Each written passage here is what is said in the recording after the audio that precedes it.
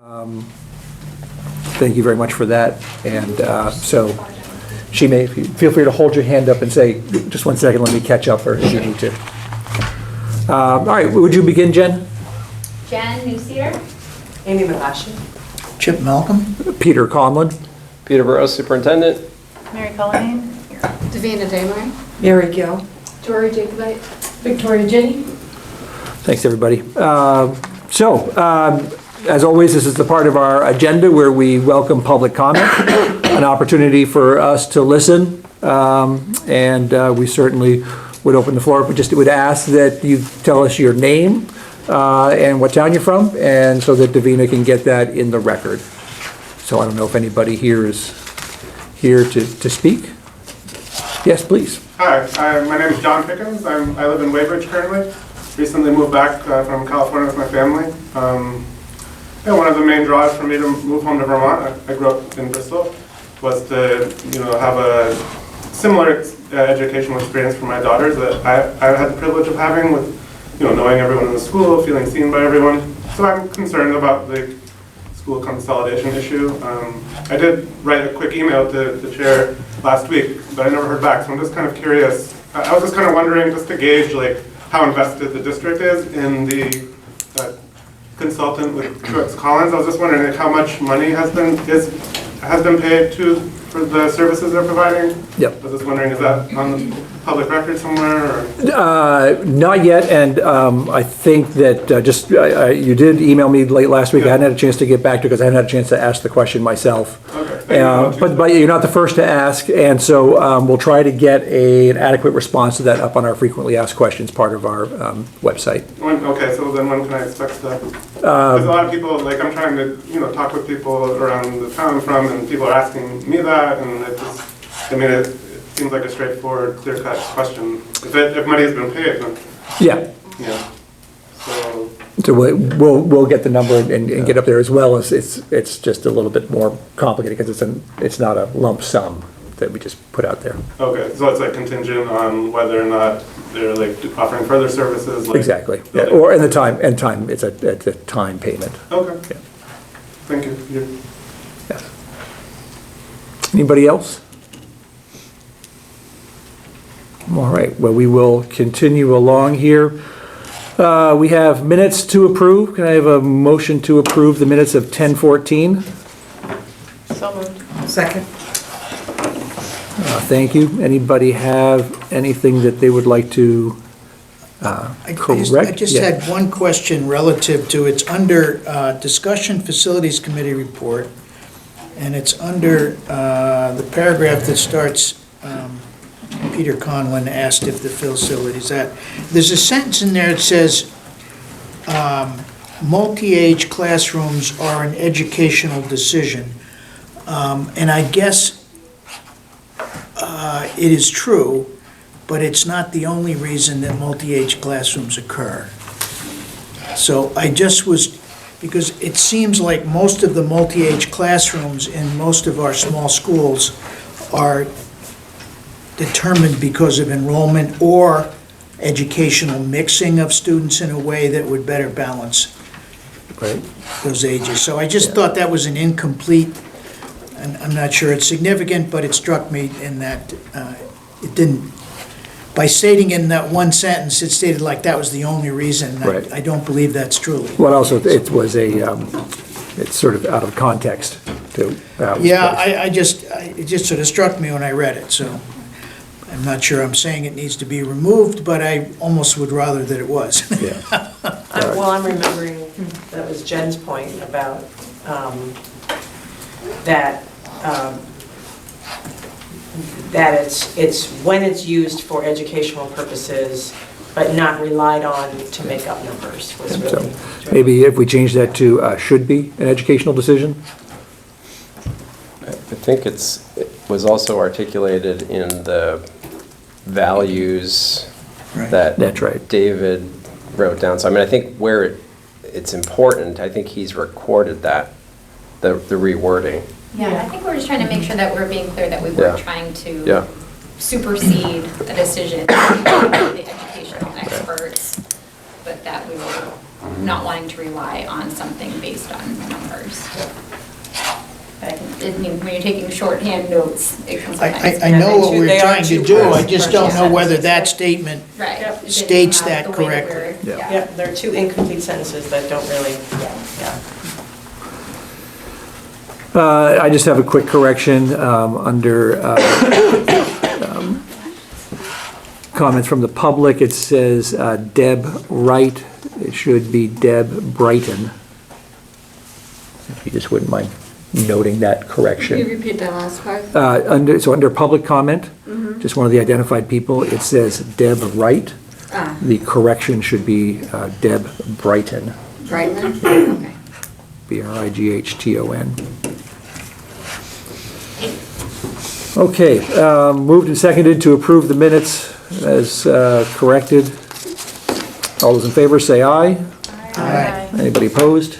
Anybody abstaining? No abstentions. Oh, except for Davina. If you wouldn't mind putting that in then. All right, on to the bills. Two sets of bills, both read by myself and Victoria. First one on the 21st of October, General Fund, $81,284.02, and payroll expenses of $12,964.93, for a total of $94,248.95. And then today, general fund of $555,513.06, and payroll expenses of $841,298.68, for a total of $1,396,811.74. I move that we pay the bills as reported. Second. Moved and seconded that we pay the bills as reported. Any questions? Seeing none, all those in favor say aye. Aye. Anybody opposed? We have bills paid. Thank you both very much. All right, so we have a number of sort of financial things to talk about tonight. Quarter one projections is our next topic, which Peter's going to talk about in the absence of Brittany. For those of you who looked at it on the board pack, as I read through it, I was a little surprised at the numbers, couldn't believe that our surplus had dropped so precipitously until I realized that I was actually reading quarter one of 2020 and not final quarter of 2019. So that was a mistake I made, just wanted to pass that along.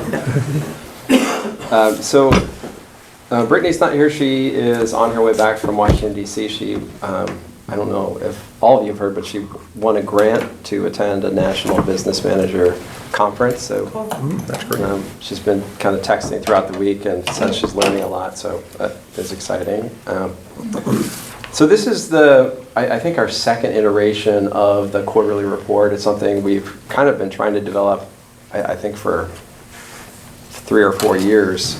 In presenting something that gives a snapshot while also realizing that given the way school budgets are constructed and the way funding is received by the school district, we can't really say anything definitive in quarter one. So I say that because while there's helpful information here and we can start to see some patterns, a lot of these numbers will shift. That ending fund balance will not be anywhere close to what it is now. It could be up higher, it could be lower. So I would say take that with a grain of salt. In terms of revenue and expenditure, there are already a few knowns. We had 2 fewer tuition students this year. That number fluctuates yearly. We had projected 43, we have 41. So there's a slight drop there. We did have to take from the contingency line. The contingency line is created for significant costs that come unanticipated. And there's currently $105,000 in that contingency line right now. So that is impacting the overall expenditure line. Other lines are not, I would say right now, there's not anything significant happening in the other areas. Professional development, we believe we're going to be a little bit over budget. I think part of that is the work that we're doing to increase access to professional development, and so it's both a positive and an impact on our budget.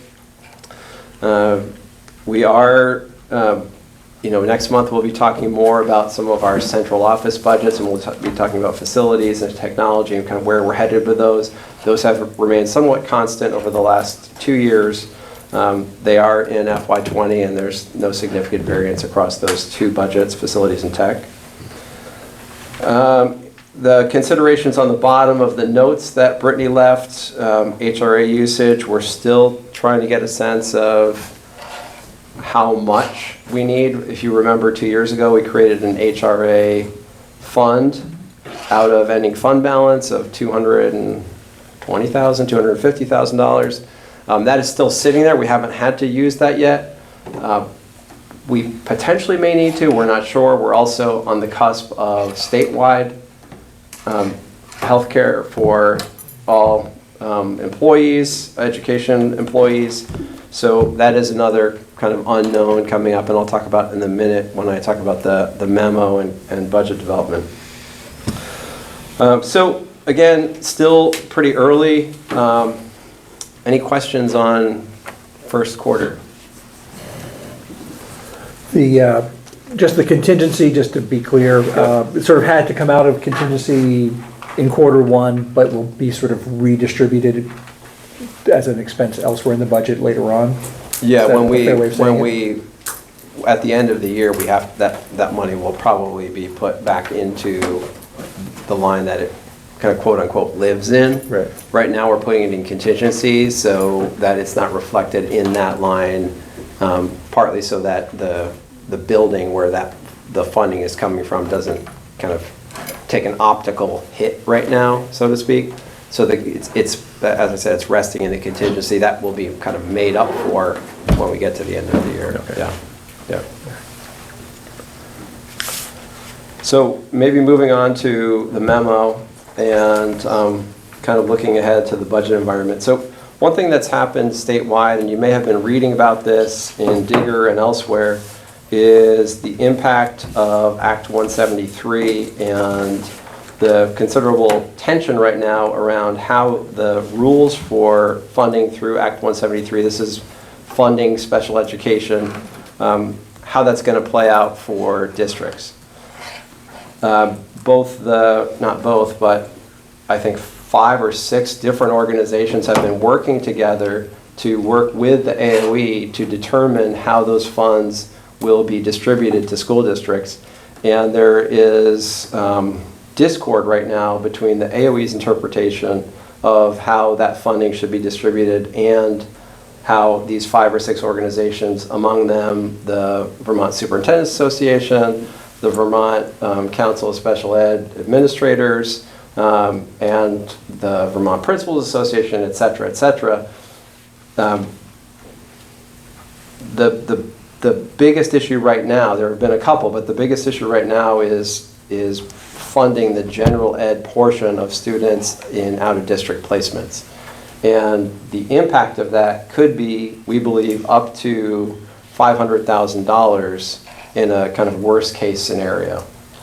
As we look at this budget and we look at, we kind of building in the dark here in terms of knowing what that final number is going to be, we don't believe we're going to have, that this is going to be resolved between the AOE and the field by the time we adopt this budget. Vicki, is that accurate? There are also, the other piece that I would add is that they're also more clearly defining placements that are eligible for reimbursement and those that are no longer eligible. Right. So we're still kind of trying to figure out how much to budget for, not knowing what that number will be. I mean, in a similar way to moving to the HRA, we weren't sure exactly what the usage would be, so we kind of take a best guess. We'll be doing that here as we get more information and learn more about what's happening, and hopefully there will be some movement by the time we are close to adopting. But that's something that is concerning as we look forward to FY21. before we move on to that. Yeah. So this is what we had read about earlier in the summer, kind of a reinterpretation of what an allowable expense is. Yes. Okay. And that was going to hit in the summer, but then they sort of delayed having that. They delayed it for a year. And that is tied to 173? It is, but it isn't. It's a reinterpretation of, again, eligible expenses under special education funding. So, and I think they're heading down that road as we begin to implement 173. Okay. So basically, as we discussed in finance, the school district will be responsible for a bigger portion of the tuition of out-of-placement, is that? Yeah. Yeah, so if you have a, Placement. yeah, and it's a percentage, so people, and this isn't just artists, this is, this Statewide. affects everybody, this is statewide. 70 to 80% of a $100,000 placement, as opposed to right now, you're not paying any of that. Right. Based on the concept that a student in an out-of-state placement or an out-of-district District, placement that costs $100,000, 20% of his or her time might be considered general That's big. education rather than special education, and that they're trying to, this has never been done in the past, right? Oh, just Steve. Yeah. It, Puts us on the defensive. but we're also in that placement, we're obligated legally to provide that child with what that child needs. That's right. And that's different in a special ed than in regular ed, correct? Well, there are I certain mean, what- stipulations if a student has an individualized education program. Right, plan, but I yeah. meant there is a little difference, so you're sort of caught in this, you can't necessarily change what they're doing, or what you wish to do with them, because you're legally obligated to do that. Yeah, I mean, we certainly wouldn't. I'm not saying we're not doing that now. As but a I mean, result of it's- this, we wouldn't just all of a sudden take all of our students who are out of district place and bring them No. back. That wouldn't work. Right, Yeah, and we wouldn't look work for the we students. look for what's appropriate to best meet their needs, and then what the state is going to allow us, and where the state will allow us to place. Right. Right, But to be clear, previously, if it was an out-of-district placement, they were there for the whole day was covered as a special ed expense. Yeah, Yep, and now they're saying that every student has a level of regular ed services, no matter where they're placed. yeah.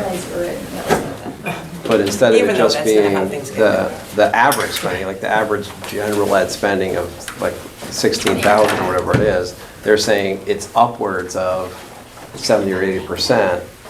And this special ed portion is only this small portion Yeah. of the full Yeah. price, which doesn't make any sense to people. No, that's, it's a lot of risk in this, though.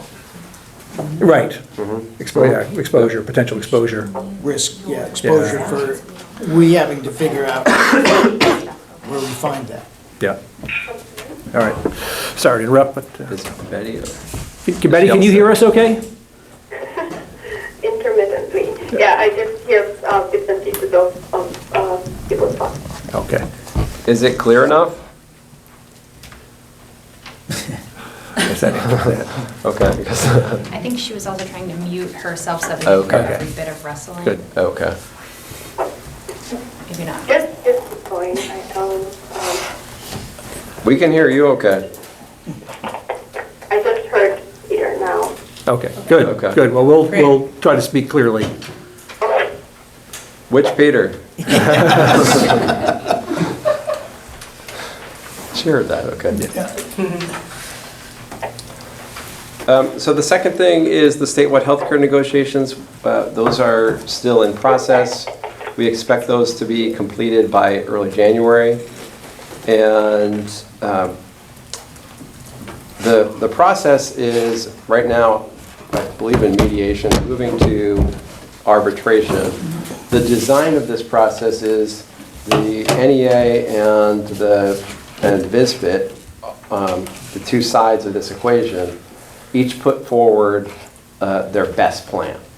They're kind of the best plan that they thought would get closest to where we should be as a state. And they talked back and forth and shared ideas in the way that you do through negotiations, and reached impasse.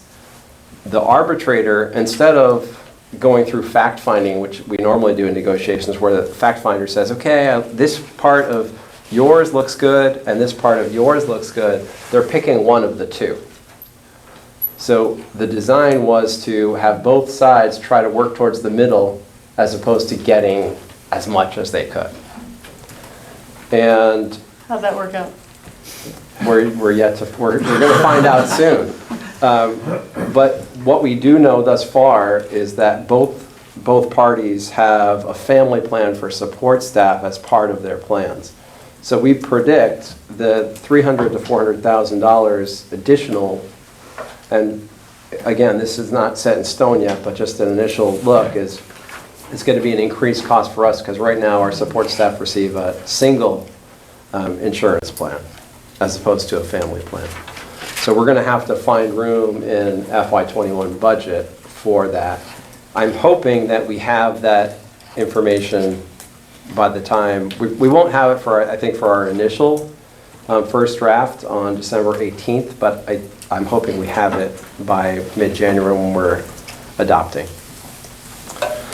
I think one thing double checking that is that it may be that the support staff portion of that negotiation doesn't kick in for a year. And then it would, Or it might be 6 months. or 6 months. Well, It might be. the teacher part, it's 6 months till the new healthcare plans become available, but I think that they were talking about having, well, it depends on what comes out, of course. Yeah. But operating under existing support staff contracts for another year, because they're all over the place, all over the state. Right, right, But yeah, again, once again, it's kind of like the special ed. The potential for exposure is definitely there. right. But it's all over the state because, in fact, some districts have more support staff than other districts relative to how they Well- staff certain, I think it's more that, like, for example, we only cover, in some cases, we only cover the employee. right. This would open it up to, you have to offer for a family plan. Which is markedly more expensive. Right, so some districts have that already, but then may have a lower wage. We offer a lower percentage of what they have to pay toward it than most other places. Most places are at 20%. Well, support staff's all over the place, but our contribution from the support staff angle, we take on a much bigger percentage than a lot of other districts in terms of the premium cost. Yeah. There are a lot of districts that provide a stipend or don't provide Yeah, as well. yeah. So Yeah. it is all over the map. And then they would be forced to provide it. Yeah, it's a potential gonna be a bill. $18 million cost to the state once it's all said and done. And you said this was submitted on both sides of the negotiation? Yes. Right. Yeah, So we're pretty sure it'll, pretty sure what it's going to happen. Yeah. I think it's more a question of whether there's a year delay for these. Yeah. Great. There are other pieces of it that will impact our budget as well that we don't yet know which one they're going to choose Yeah. yet, so. But this is one we actually heard about this at our regional meeting, the VSBA regional meeting, they talked about it. Yeah. What was that woman's name? I can't remember. Okay. Yeah. And then, as you all know, we're still, we're waiting on our equalized pupil number until December 15th, or December, that's a Sunday, so probably December 16th. We expect that we're going to see a pretty significant drop as we did last year. You can see the numbers here, FY18 through FY20, from 1717 in FY20 down to 1617. These are equalized pupils, or is that? No, this is enrollment? enrollment. Okay. So, yeah, who knows what, the number is going to be higher than 1617 because they also will count kids, like we'll get .46 for kids doing pre-K, Yeah. not in the district and things like that. So the number will be different and it's weighted as well. Right, And it's a 2-year average. right. So it's as we talked about before, I think we're still feeling that we want to keep the same tack with this budget and not overreact right now and wait and see how things go. We are concerned with this enrollment trend in general because it looks like we will, the shift from 18 to 19, 19 to 20 is kind of similar in terms of the gap. So this past year we lost 42 students. And so if we lose another 42, that's, in the ballpark of $800,000, $900,000 of impact on the budget. Peter, I asked you the question because I was still confused. Maybe you just can brief to the board too, and to others, relative to the fact of why we are always waiting on the state. And maybe because I would think you'd sit there and take even one of these kids, calculate it, yeah. even one of these kids and say, well, they're weighted this way, or they're going to be a count as 1 or count as 0.8 or something like that. Right. Could you explain that? Because for some reason I missed it. Yeah. Or in its original context. Yeah, well, it's very complicated. So the equalized pupil number you get is partially reflective of the number of students 2 years average that you have had in your district. But there's also an equalization rate that the state employs because state funding is generated education funding is generated at the state, not locally.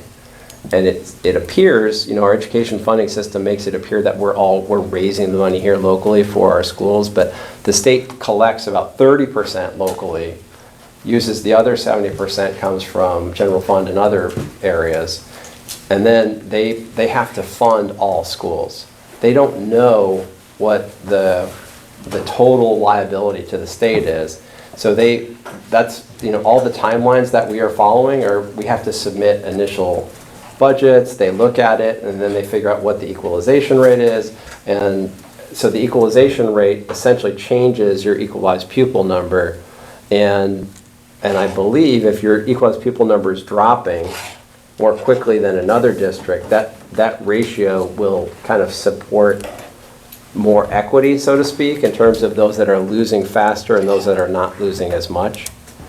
So you can't just count, and I've had this conversation with many business managers, there's really no easy or predictive way to get a number that you can bank on ahead of getting their number, because they're doing lots of machinations with those numbers and adding this equalization rate to whatever your actual equalized pupil is.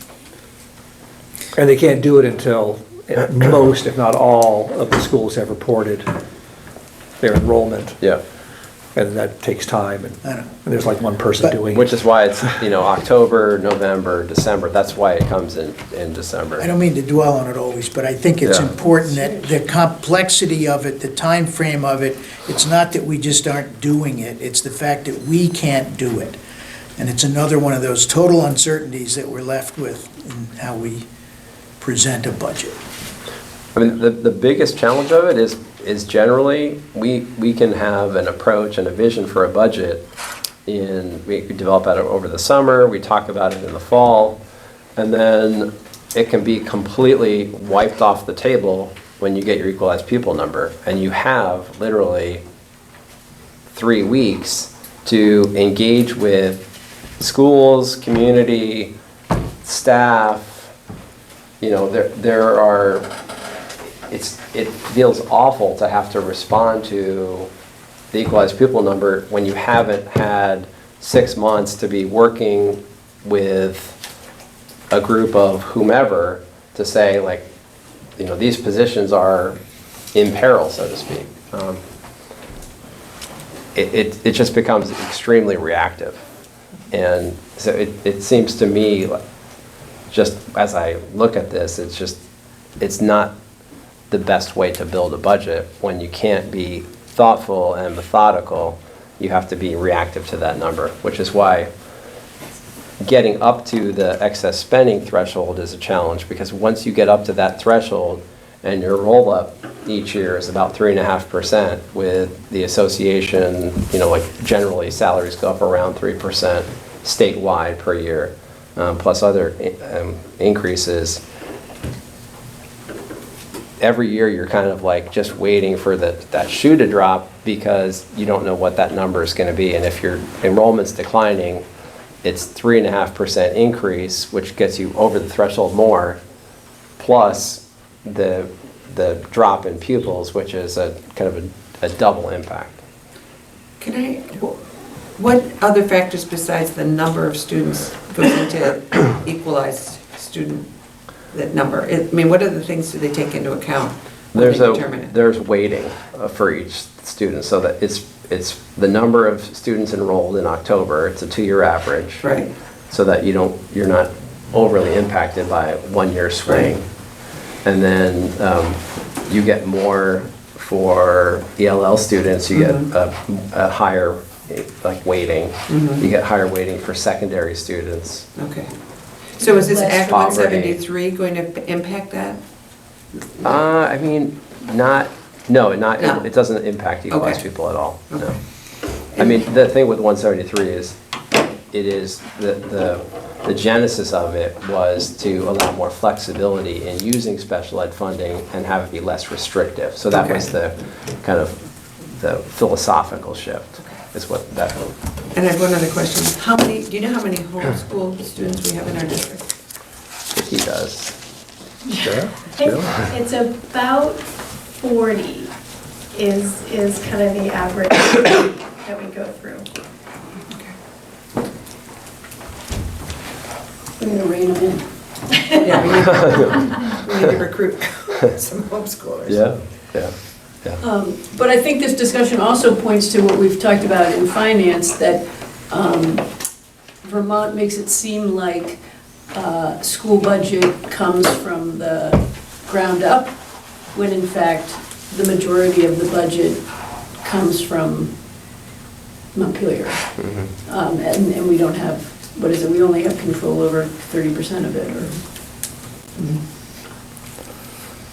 Well, it's more that 70+% of it is locked up in contracts,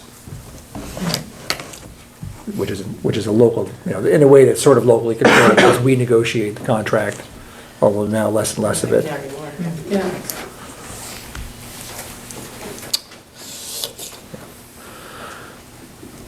But fair to say that enrollment trends or equalized pupil trends follow enrollment trends. Right. So that if our enrollment, and I mean, if this is looking at 2 years, I mean, the only a time loss of that 100 students, I mean, that's, The only time that didn't happen was when we added UPK. Yeah. So when 166 started, we had this huge bump, which we actually had a drop in enrollment that year, but we got that bump, and so it was nice timing.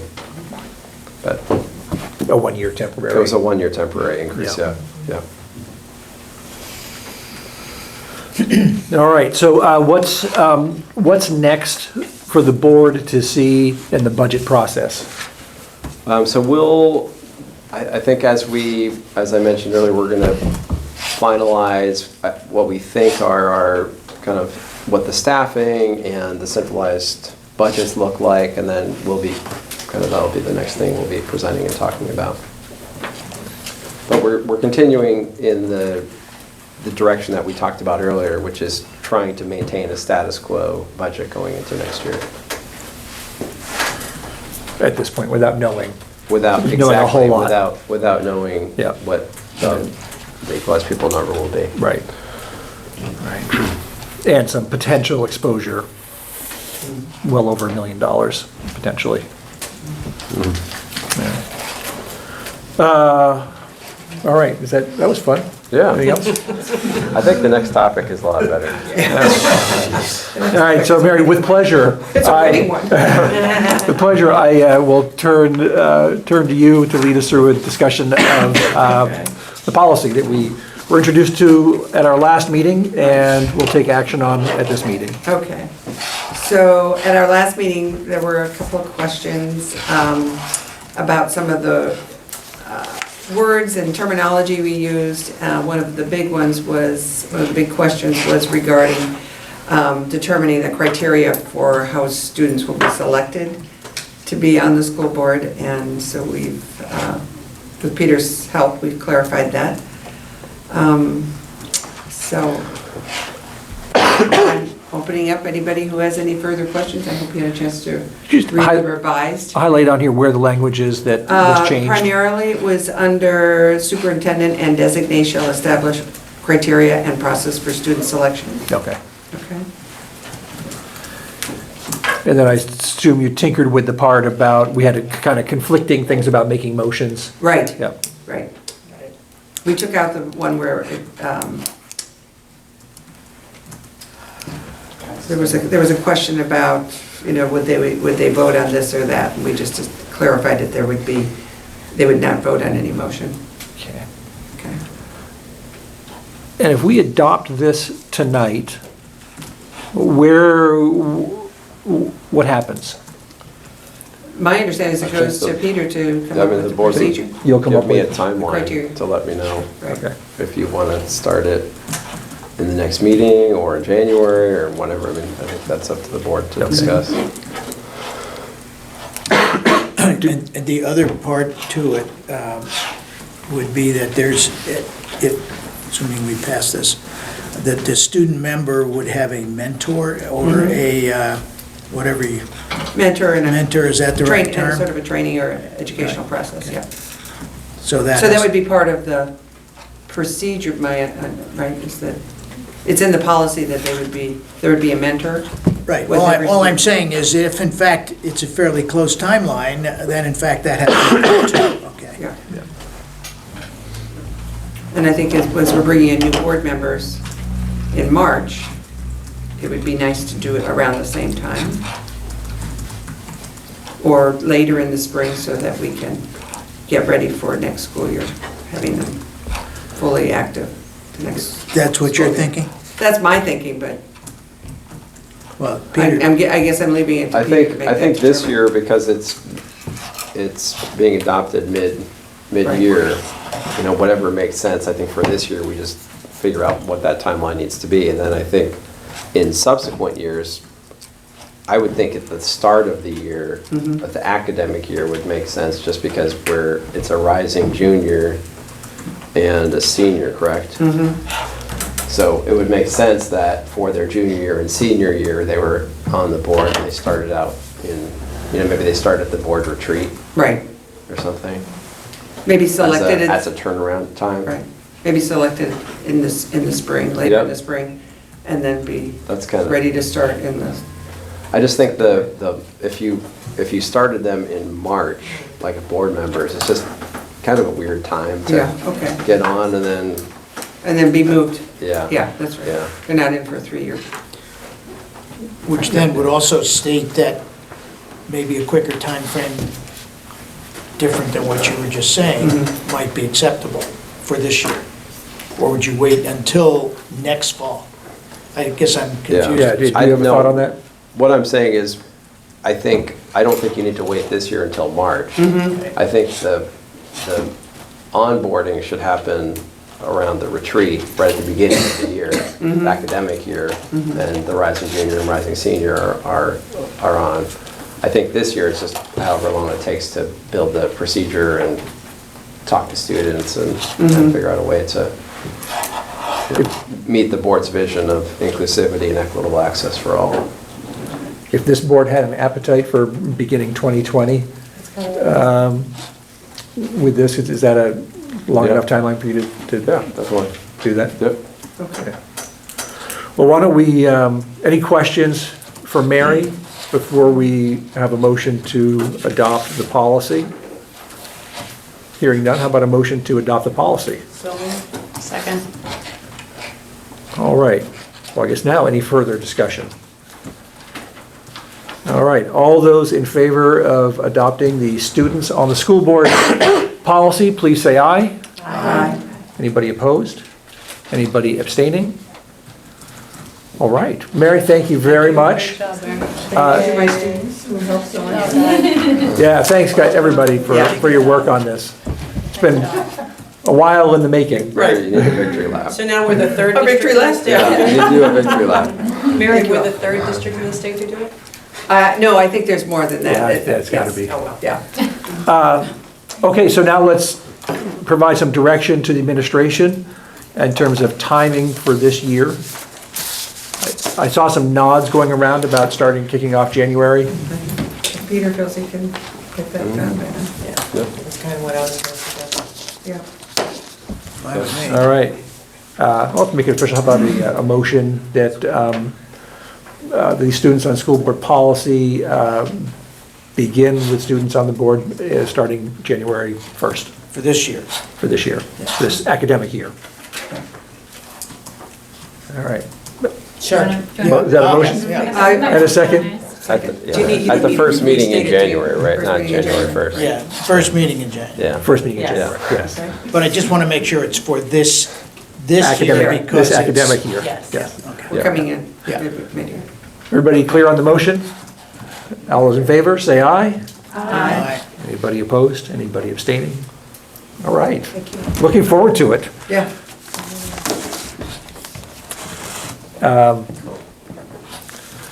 So I don't know what's next on the agenda because my computer just Okay. flaked out on me. Committee reports. All right.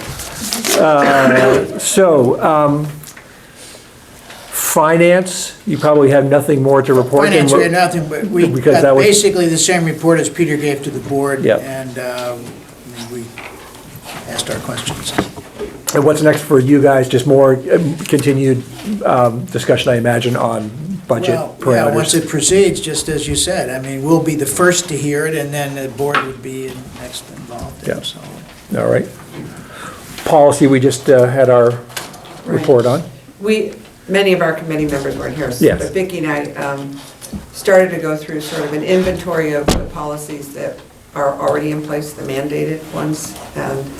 And we're looking at, are procedures available for those, or are they someplace that we can document that the Okay. policy is being implemented? Yeah. And then just trying to update to make sure that things are clear, so that when we, as a board, we look at our policies, we're clear where we're at. So it's sort of an inventory of where we're at. Yeah. Okay, so we'll keep working on that. That's our, I think in our last VSBA email, they had talked about another sort of group of them coming along of recommended and mandated ones. Yeah. Okay. And you're monitoring that. right. So we're looking at what we have so far. Yeah. And making sure we have all the pieces necessary. And then as we look at other recommended ones coming in, Okay, we'll be ready to take those on. great.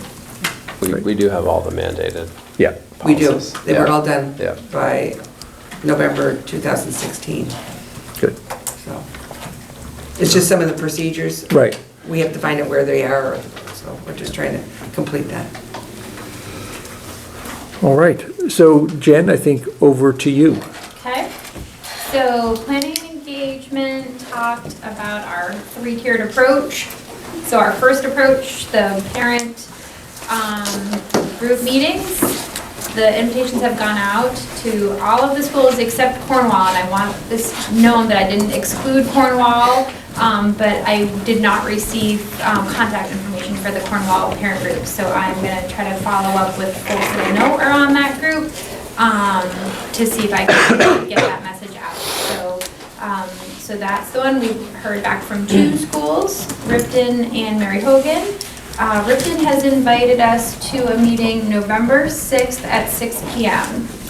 And so I would invite any of you who are interested in attending that. This isn't just a planning engagement group thing. This is for any school board members to let me know if you're interested in attending that. We are working on just kind of a brief sort of overview document of what we're expecting that we might want to convey at the meeting and what we might expect, common questions or, talking points that might come up. And we're asking for questions ahead of time, so if anyone would receive them, we would share them, at least with the people that are planning on going, and I can edit that and share it with whomever might want to receive that type of information. We don't have a date for the Mary Hogan group yet, They were anticipating inviting us in January, but said they could probably work that in December, so I'm gonna be in contact with them regarding the timing.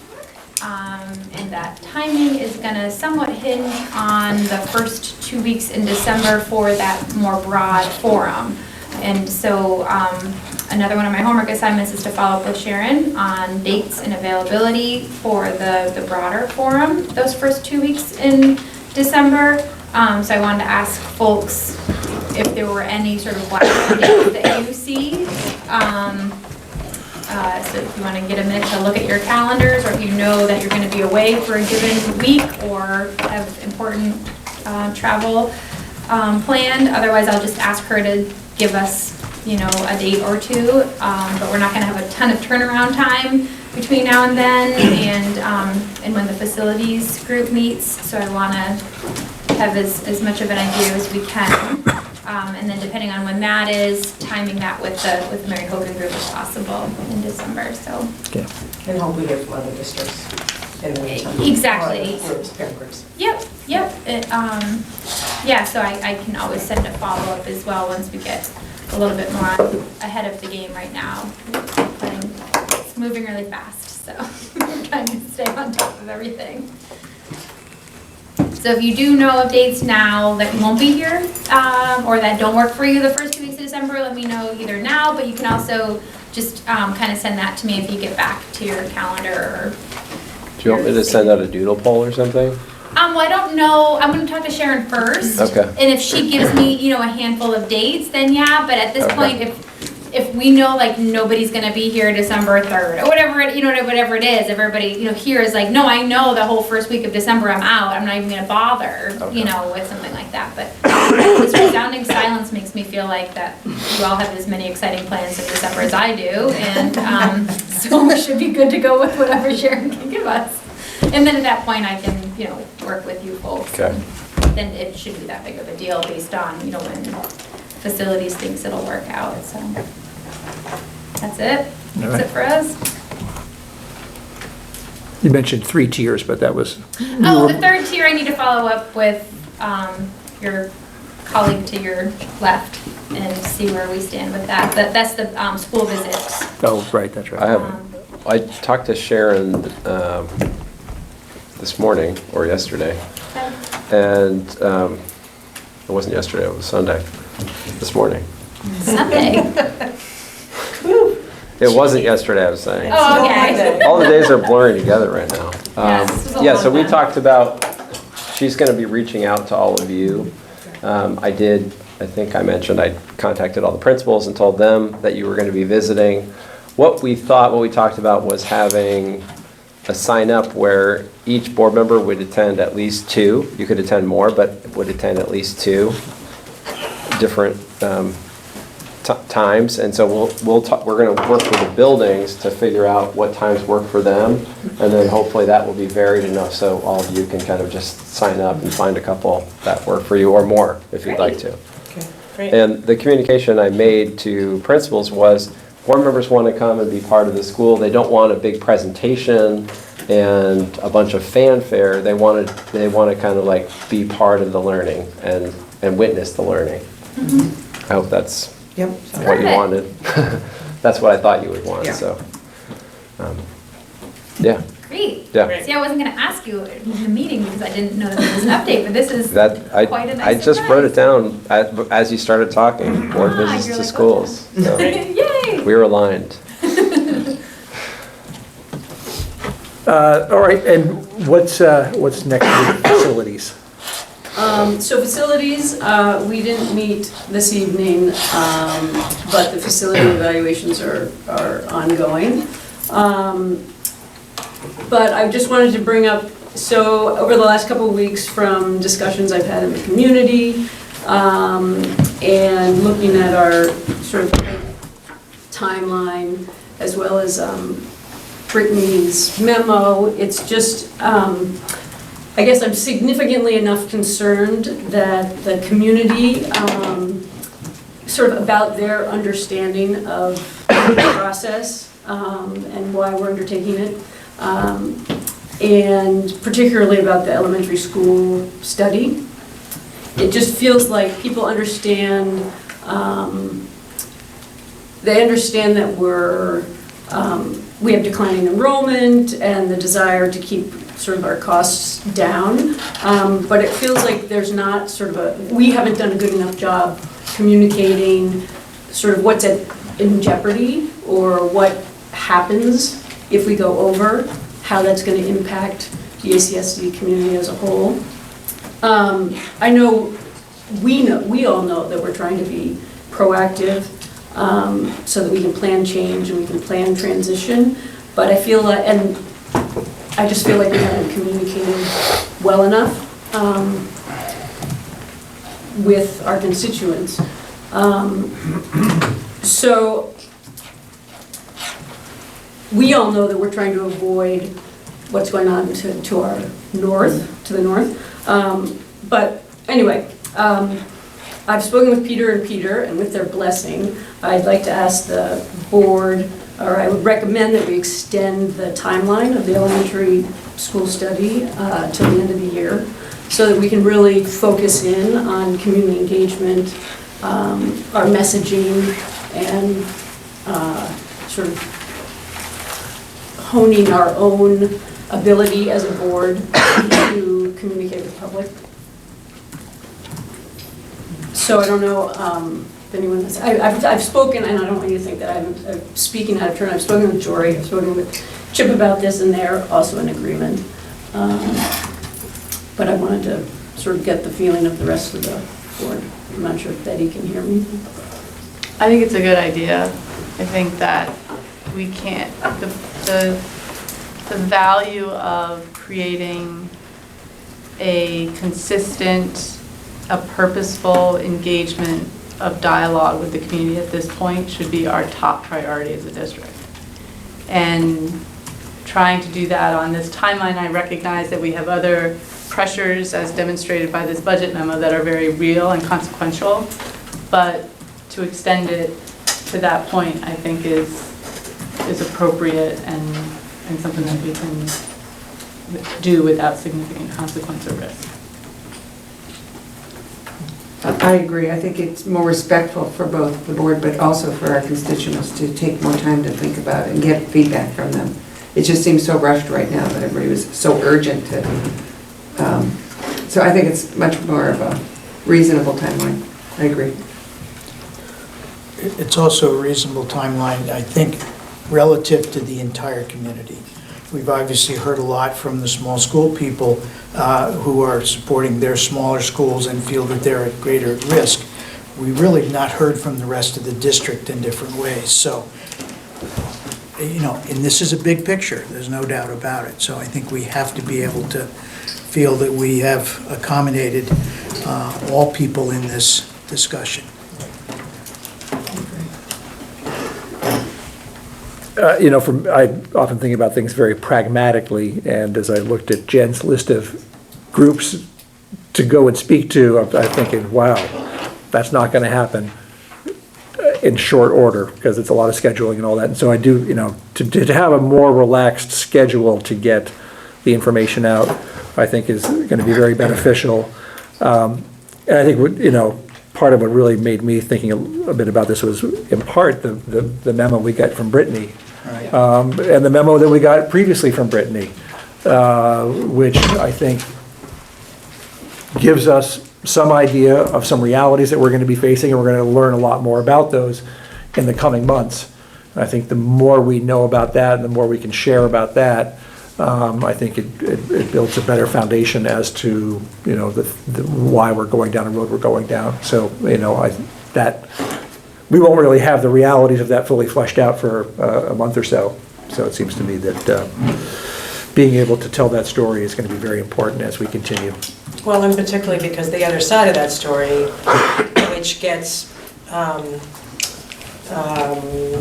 well, that we haven't been able to tell because so many folks are on the defensive, because it feels like we're rushing it. It feels like our engagement plan is rushed. Like for us to consider getting in all the schools and doing a forum and getting in all the organizations in the next 2 months or 6 weeks really feels like we're cramming a lot just to get a message out. And it to be able to present both the broader financial picture, but at the same time have the same conversation about, and here's our vision for what we see as an ideal education in Addison County Central School. And we feel like we can do both in having this broader conversation without naming schools, without putting any particular school on the defensive, at least per se.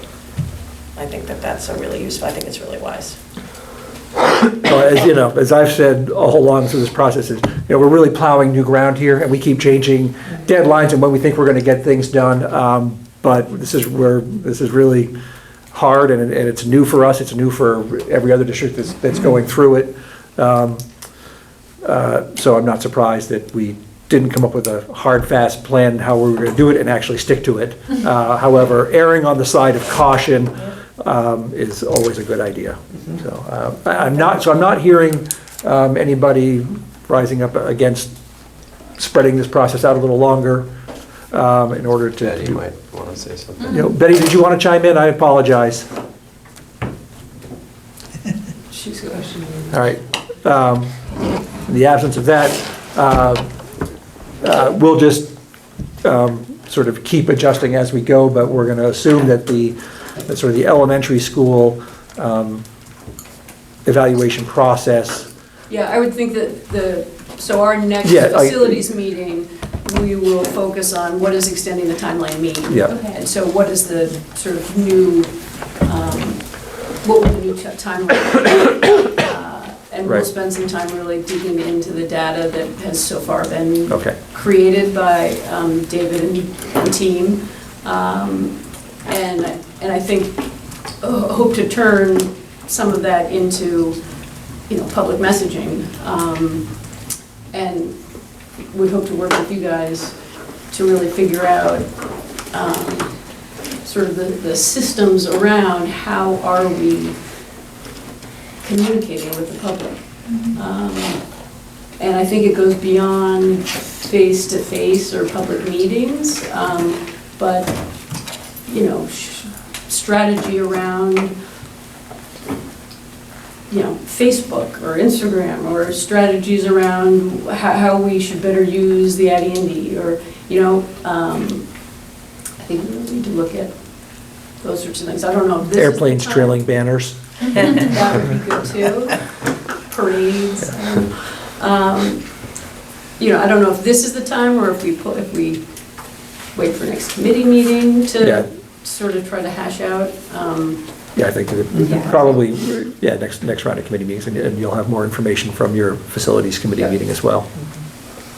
Yeah, at our past meeting, what I didn't talk about was that we did have some feedback about the website, the ACSD website, and trying to maybe be a little bit more visible, at least on that portion. So that was something that I was gonna maybe follow up with, to ask permission if we could maybe do a little tweaking. So that was one factor, but our committee in prior meetings, until we focused on our three-pronged approach after the initial Addison Independent article, was, what other modes of communication? Do we want to do a bi-weekly or a monthly column in the Addison Independent? We hadn't talked about social media, but actually that had come up last meeting when somebody had mentioned that to me.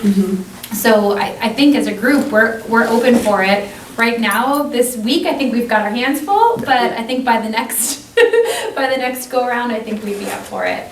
So my question, though, as I'm planning and gonna try to get dates, are we still thinking with the adjusted timeline? Are we still thinking sometime within the first 2 weeks of December to do at least some community forum, or do you want to adjust that timeline as well? I would think yes, but we'll know more. You're going to speak with David at the end of the week. Yeah. So Peter will be able to get a better idea of what the extended timeline, he'll get a. I mean, it may or may not include him, so Right. I think that's the part of what we need to figure out is,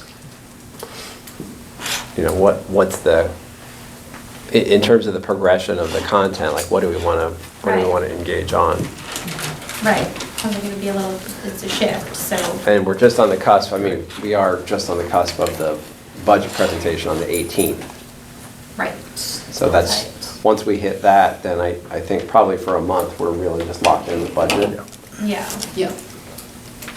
Um, So do you think that having the early meeting is premature?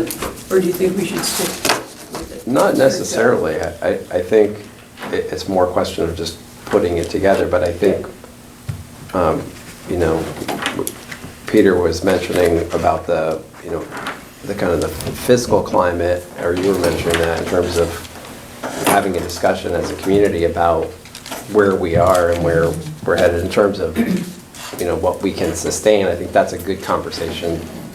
I mean, that's a, yeah, I mean, that's, Yeah. I think, beneficial to look at that not in a FY21 context, but look at that more in a long-range context, which is, you know, ultimately what we want to be doing, as much as we can. okay, so I'll still follow through with getting dates and then just kind of wait. Based on the facilities meeting, what might be conveyed. We'll go from there. All right, great. Thank you. Again, I don't have my agenda, but I think the next thing was negotiation. Other. It was other. Well, I'm gonna, do you feel any need? Probably not. So, but just as a committee report, I'll just say that from a negotiations committee standpoint, we are, because there's so much dependent on the state level negotiations, things are a little bit on hold. We will probably try to sit down with the two unions in December to establish ground rules as an initial meeting, and then sort of await the bigger information. That's pretty much where we are right now. And that's the negotiations update. Yeah, anything else to bring up? All right, if not, then a motion to adjourn would be welcome. So move. Second? Moved and seconded, we adjourn. All those in favor say aye. Aye. And we stand adjourned. Thank you, everybody.